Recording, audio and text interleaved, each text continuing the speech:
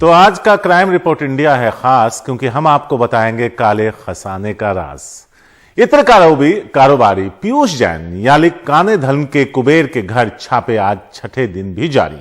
200 करोड़ से अधिक की गिनती हो चुकी है, लेकिन पैसे हैं कि खत्म होने का नाम ही नहीं ले रहे। उनके घर की छतें, दीवारें मानो नोटों की गड्डियां उगल रही हैं। आज सुबह कन्नौज के घर में अब तक गिने जा चुके नोट को लेने के लिए एसबीआई की टीम कई बक्से लेकर पहुंची, जिसे गाड़ी में भरकर ले जाया गया। अब तक जो जानकारी मिली है उसके मुताबिक कन्नौज वाले घर से 23 सोने की ईंट भी मिली और इस ईंट का वजन यानी एक ईंट का वजन 1 किलो है। शक है कि यह ईंट दुबई से मंगवाई गई। दुबई से सोने पर टैक्स नहीं है, इसलिए अब इसमें गोल्ड तस्करी का एंगल भी शामिल हो गया है। डीआरआई की टीम अब यह पता लगाएगी कि यह सोना कहां से आया है। क्या इसके पीछे कोई गोल्ड स्मगलिंग सिंडिकेट काम कर रहा है? ऐसे तमाम सवाल हैं जिस पर से पर्दा उठना अभी बाकी है। तो यहां हम आपको तस्वीरें दिखा रहे हैं जहां उन पैसों को गिना जा रहा है, उसके बाद उन्हें पैक किया जा रहा है। एसबीआई की टीम टीन के बक्से लेकर आई, उन बक्सों में नोटों को भरा गया और उसे वहां से ले जाया गया।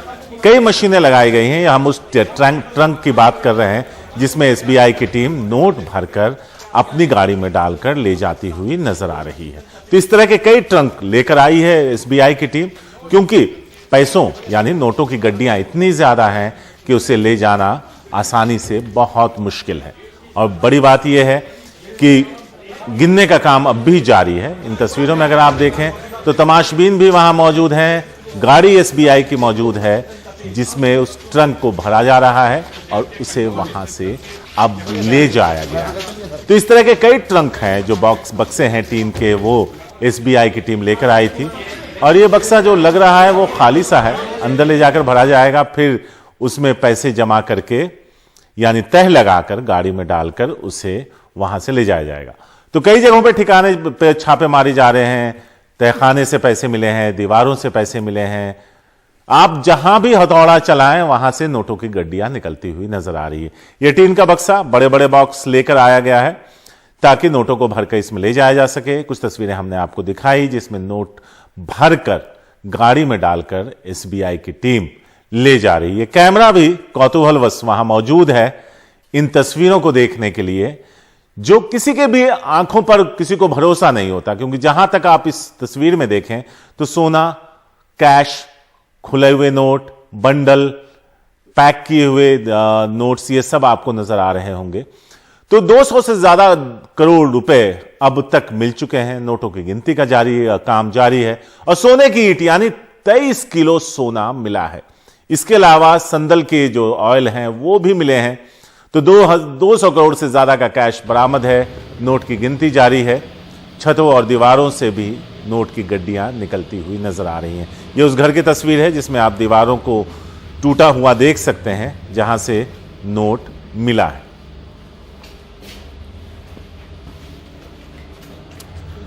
तो ये तस्वीरें आप देखिए जिसमें मशीनें लेकर जो अधिकारी हैं, जो कर्मचारी हैं जिन्हें नोट गिनने का काम दिया गया है, वो लेकर जाते हुए नजर आ रहे हैं। कई ठिकानों पर एक साथ छापे मारे गए हैं और कोशिश है कि जितना भी काला धन इस इत्र व्यापारी मिस्टर जैन के घर छुपा है उसे निकाला जा सके, उसे बरामद किया जा सके।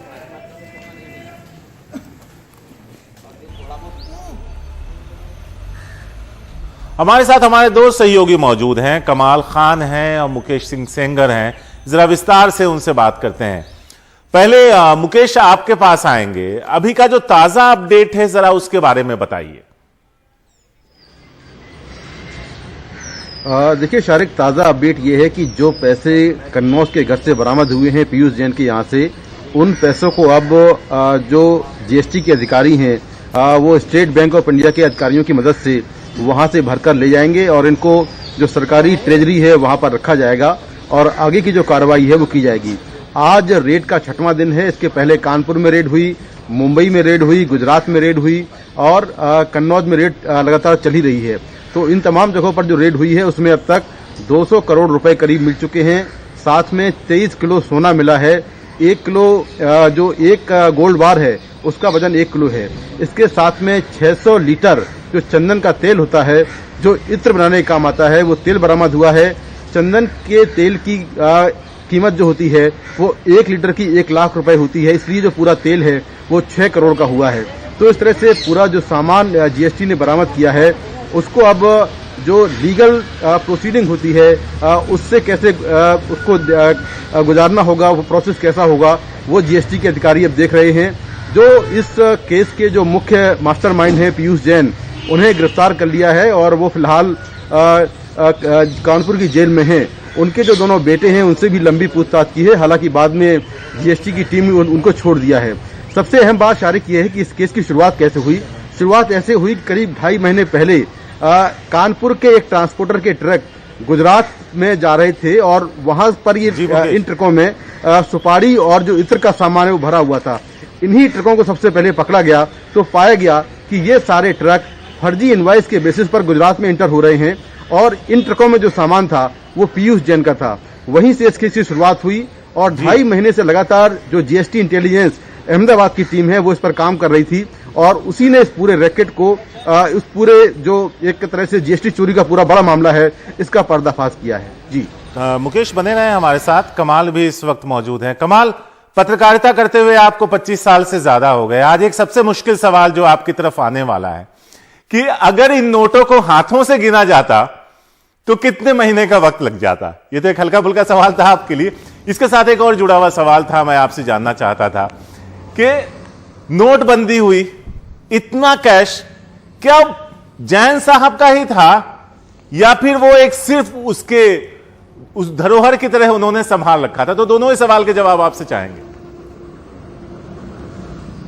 ये देखिए, ऐसा है कि अगर हाथों से गिनना उनको आसानी से मुमकिन होता तो 19 नोट गिनने की मशीनें नहीं लगाई गई होती जैन साहब के घर।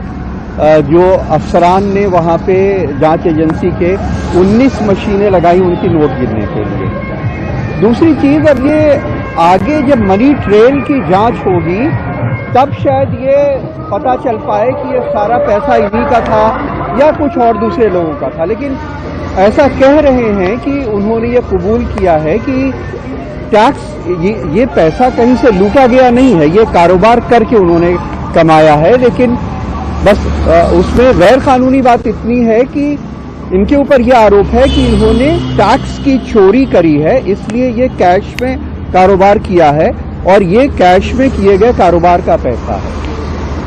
लेकिन इन दो चीजों के ये तो जांच हो ही रही है कि ये पैसा कहां से आया, कितनी कंपनियां हैं, कितने टैक्स की चोरी की, वगैरह वगैरह। लेकिन उनके जो करीबी लोग ये बता रहे हैं कि कन्नौज में तो वो बजाज प्रिया स्कूटर के ऊपर चलते थे, शादियों में भी पैजामा पहन के हवाई चप्पल पहन के जाया करते थे, विदेश नहीं जाते थे कि कहीं किसी को पता चल जाएगा तो लोगों की नजर में आ जाएंगे कि इनके पास पैसा बहुत है, ये विदेश भी जाते हैं।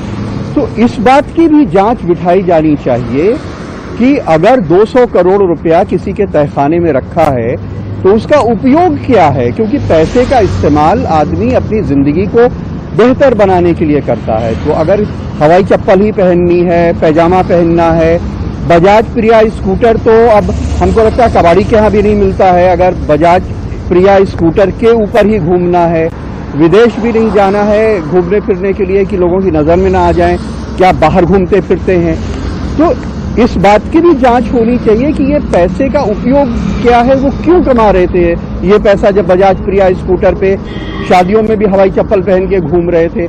इसकी भी जांच जरूर होनी चाहिए। कमाल मुकेश, आप हमारे साथ बने रहे हैं। बहुत सारे ऐसे सवाल हैं जो हम आपसे जानना चाहेंगे, उन सवालों के जवाब जानना चाहेंगे। फिलहाल वक्त एक छोटे से ब्रेक का है, ब्रेक के बाद लौटते हैं तो फिर आप दोनों से फिर से बात करते हैं। तो हमारे साथ हमारे दो सहयोगी मौजूद हैं। काले धन का कुबेर, आखिर इतना काला धन कहां से आया, क्या सजा हो सकती है? मुकेश, आपके पास आएंगे। जब कमाल से बात हो रही थी तो उन्होंने कहा कि कारोबारी ने कहा कि यह सारा धन उन्होंने बिजनेस से कमाया, सिर्फ गुनाह यह है कि उन्होंने टैक्स की चोरी की। जब इस तरह की कोई कबूलनामा सामने आता है तो यह कितना गंभीर है और किस तरह की सजा होती है अमूमन?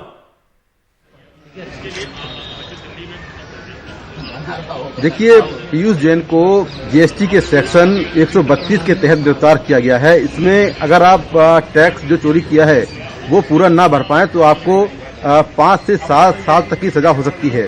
लेकिन यहाँ पर हमें ये देखना होगा कि पहली बार ऐसा हुआ है जीएसटी की अब तक के इतिहास की छापेमारी में कि इतने बड़े पैमाने पर जो काला धन है वो मिला है, जो कैश है वो मिला है। तो इसमें जो मल्टीपल एजेंसियां हैं केंद्र की, वो अब इस मामले की जांच करेंगी। सबसे पहली बात इसमें यह है कि जो गोल्ड मिला है 23 किलो, वो गोल्ड की जांच करने के लिए जो डीआरआई है ये उस मामले की जांच करेगी, क्योंकि सोना पूरा जो है वो विदेश का है। तो ऐसे में शक ये है कि कहीं ये पूरा सोना किसी गोल्ड स्मगलिंग सिंडिकेट से ना लिया गया हो, इसलिए अब जांच उसकी होगी। साथ में जो ईडी है वो पीएमएलए यानी मनी लॉन्ड्रिंग के तहत जांच कर सकती है।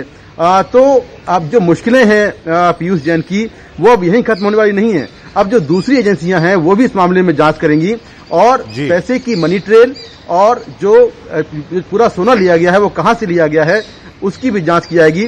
तो 3 से 4 एजेंसियां इस पूरे मामले की जांच को आगे बढ़ाएंगी और आगे क्या कुछ होगा ये हमें देखना होगा। कमाल है हमारे साथ इस वक्त मौजूद। कमाल, नोटबंदी करते वक्त यह कहा गया था कि काले धन पे लगाम लगाने की कोशिश है, काले धन को इरेज कर दिया गया। ये तस्वीरें बताती हैं कि जो पहले जैसा चल रहा था अब भी वैसा ही चल रहा है। इसका एक राजनीतिक पहलू भी है। जो मुख्यमंत्री हैं वो अखिलेश यादव पर हमला बोल रहे हैं और अखिलेश ने आज ये कहा कि मुख्यमंत्री बताएं कि ये पैसा किसका है। तो देखिए, ऐसा है कि पहले जो है कुछ मीडिया के लोगों ने भी एक खबर दिखाई, संबित पात्रा ने ट्वीट किया, बीजेपी के आईटी सेल के लोग भी इसको ट्वीट और रीट्वीट कर रहे थे कि जो पीयूष जैन है ये वो शख्स है जिसने अखिलेश यादव के लिए समाजवादी ब्रांड का एक परफ्यूम बनाया था और समाजवादी पार्टी के एमएलसी हैं वो। लेकिन दरअसल वो समाजवादी पार्टी के एमएलसी जो हैं वो दूसरे जैन हैं। उनका पीयूष जैन से सिर्फ इतना ही संबंध है कि उनका भी सरनेम जैन है और इनका भी सरनेम जैन है। इसके अलावा दोनों परिवार में ना कोई रिश्तेदारी है, ना दोनों व्यक्ति एक हैं। लेकिन पहले इनको समाजवादी पार्टी का एमएलसी और समाजवादी ब्रांड परफ्यूम बनाने वाला बता करके बीजेपी के लोग अटैक कर रहे थे। फिर समाजवादी पार्टी के लोगों ने अटैक करना शुरू किया और बताना शुरू किया कि इनका हमारी पार्टी से कोई संबंध नहीं है। बल्कि जो शिखर पान मसाले वाले जिनके ऊपर रेड हुई, उनके बहुत सारे बीजेपी के नेताओं के साथ पोस्टर्स वगैरह समाजवादी पार्टी के लोगों ने उसके स्क्रीनशॉट्स ट्वीट करना शुरू किए और वो ये कहने लगे कि वो जो हैं बीजेपी के नेताओं के करीबी हैं, बीजेपी के आदमी हैं और समाजवादी पार्टी से कोई संबंध नहीं है। अब मुख्यमंत्री ने ये कहा है कि समाजवादियों के यहाँ जो रेड हो रही है तो वो जो भी दीवार से पैसा निकल रहा है या जहां से पैसा निकल रहा है, तो अब इसके लिए तो बीजेपी के लोगों को ये बताना पड़ेगा कि उनका कैसे ताल्लुक हुआ है और कैसे उनको पता चला।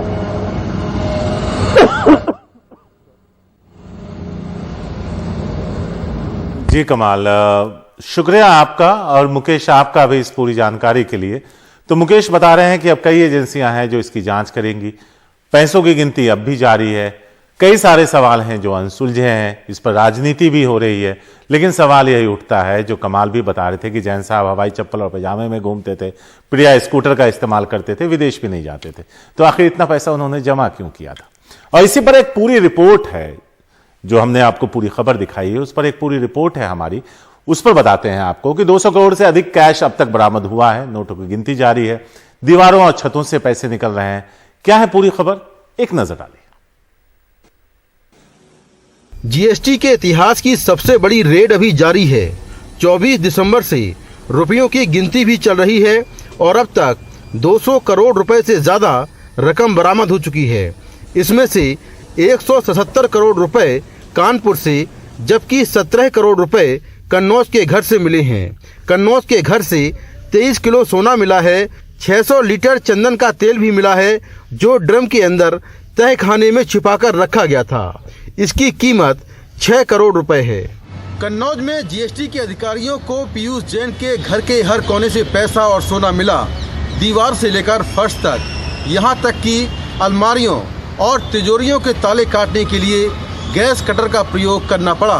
और बोरों में भरे पैसे गिनने के लिए कई मशीनें लाई गईं और बैंक के अधिकारी घंटों तक ये पैसा गिनते रहे। जीएसटी के अधिकारियों ने पीयूष जैन को रविवार को गिरफ्तार कर लिया।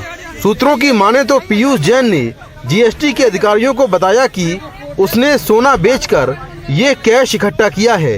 हालांकि सोना कहां बेचा, इसका जवाब पीयूष जैन नहीं दे पाए।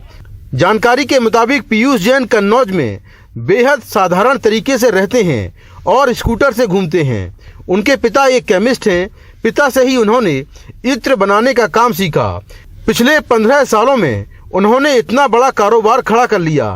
कन्नौज में उनके पिता और स्टाफ रहता है, जबकि कानपुर में पीयूष अपने भाई अमरीश के साथ रहते हैं। दोनों भाइयों के 6 बच्चे हैं जो कानपुर में पढ़ते हैं। जीएसटी ने 22 दिसंबर को सबसे पहले एक ट्रांसपोर्टर के यहाँ छापेमारी शुरू की, जहां पता चला कि बिना जीएसटी दिए सामान भेजा जा रहा है। कई फर्जी फर्मों के नाम से इनवॉइस मिले।